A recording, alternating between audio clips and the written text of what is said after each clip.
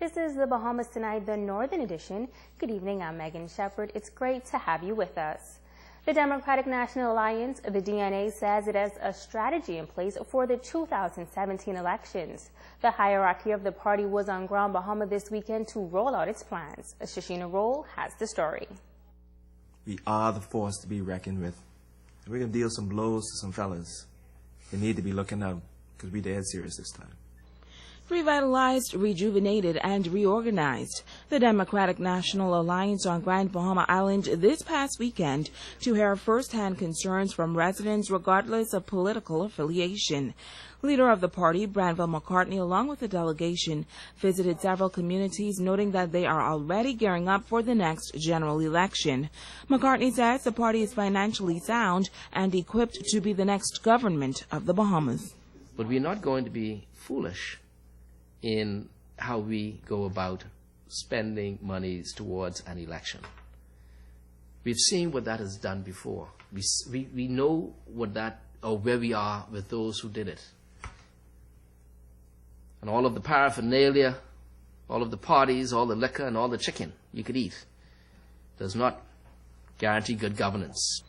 He says come 2014, the party will begin building branches here on Grand Bahama and throughout the country. Starting the beginning of 2014, throughout the country. And that's one of the reasons we're here today as well. Starting building the branches and also with persons on the ground, meeting the people, going out and preparing for the next election. While it has been announced by the government and the Grand Bahama Port Authority that there are several plans on the drawing board that will employ hundreds and help to revitalize this island's ailing economy, to that, McCartney says Grand Bahama has heard many promises many times before. We welcome and any new projects that can help the Grand Bahama, we would commend the government on it. We wait to see for it to happen. We wait for it to see who benefits from it at the end of the day. Projects can come and projects can set up shop, but at the end of the day, we want to ensure that it's the Bahamian people who benefit, not those who make the money here, send it out of the country, and when they're finished with us, leave us high and dry. McCartney says the party has numerous plans for this island, like making Grand Bahama the capital of entertainment and the hub for stopover cruise ships. Shashina Roll, ZNS Network News. A decision made by the principal of a local primary school is not sitting well with the Bahamas Union of Teachers tonight. Area Vice President Quinton LaRota says the union was not allowed to hold a meeting with teachers at the Freeport Primary School campus today, and so teachers had to attend the meeting off campus during the lunch break. But LaRota concedes that having so many teachers away from the campus during the lunch break is not a good thing. It's illegal to deny us access to the campus anyway. But we've agreed in our contract that we will not disrupt the smooth running of the school. And so I guess in the principal's estimation, I would have created some disruption, and which was not the desire at all. Just a regular routine meeting with the staff that I do at the beginning of every school year to ascertain some of their concerns germane to the school that they're working on, and try to work with the administration to resolve some of the issues. And for the record, I've never had an issue with the principal before. Yet LaRota notes that since being a part of the union, he cannot recall ever having a grievance filed against the principal in question, and that the union has always had a good working relationship with the principal. He believes the stance taken today may have been a result of the outside influences that are not in the best interest of teachers here on Grand Bahama. I think what has happened is the minister's stance in some of the situations in Nassau may have precipitated into some of the mindsets here in Grand Bahama.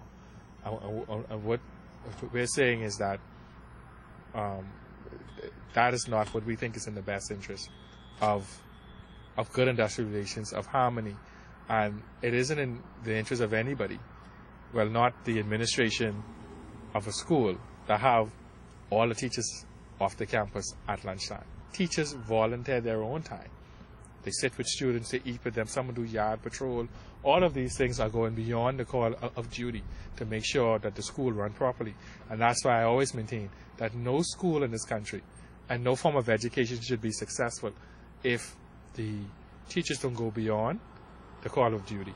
That's a fact that I wish the Minister of Education would accept and understand. The principal of Freeport Primary didn't offer a comment on her decision.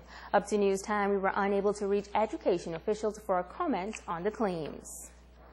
Former 8 Mile Rock High teacher Andre Burbal has lost his bid to have his unlawful sex trial put on hold after Justice for Roy Jones ruled that he can have a fair trial.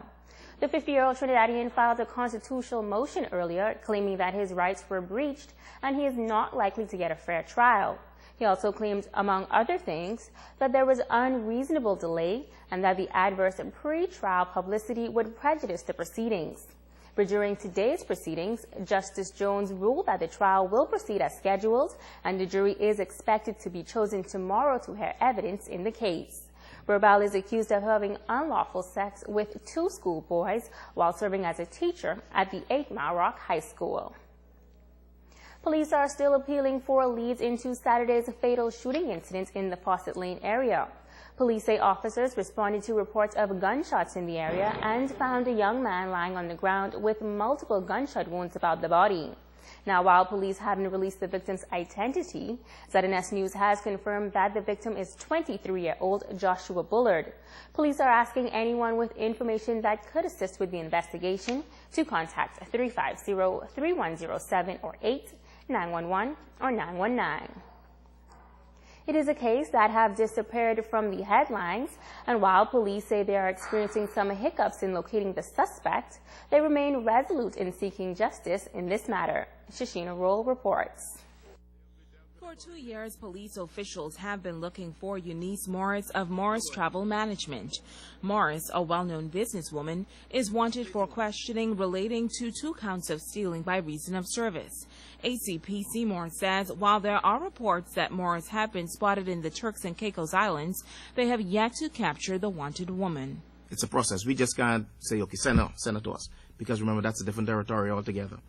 And the process, and of course we've begun that process some time ago, and we have reasons to believe that she is in the Turks and Caicos Island, and so we are in fact following those diplomatic channels in an effort to get her returned to the Bahamas so that she can answer those charges.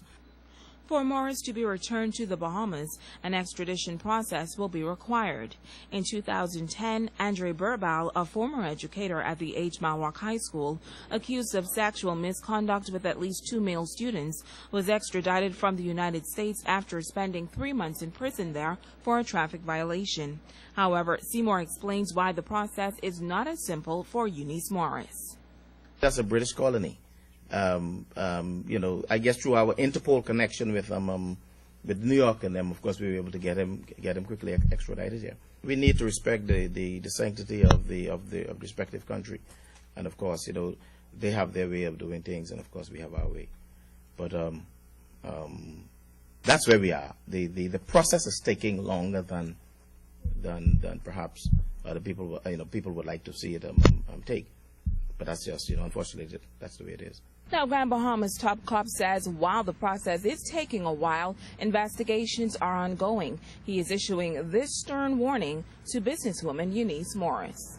She can run until thy kingdom come, but whenever she's found, she will be brought here to Grand Bahama to answer those particular charges.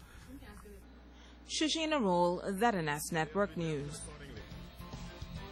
Stay with us. The Bahamas Tonight in Northern Edition continues after this.